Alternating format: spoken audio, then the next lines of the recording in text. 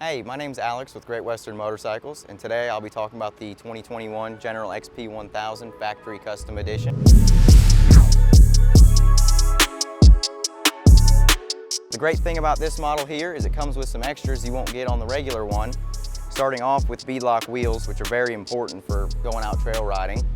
You also get the 4,500-pound cable winch with it from the factory. It comes with your roof and your rear view mirror. The great thing about it is this one is the mixture between sport and play. So it's got the power to trail ride, but you've also got your dump bed right here, which just goes right up with the click of a handle here. From there, we'll go ahead and just take a look at what's on the inside because it's got a whole lot of extras in there too. So from the factory here, this one does come with the Ride Command screen, which is your 7-inch digital display touchscreen. With that, you can go over all your vehicle specs, as well as it's got a GPS, AM, FM, and Bluetooth radio, which it comes with 2 Rockford Fosgate units down there.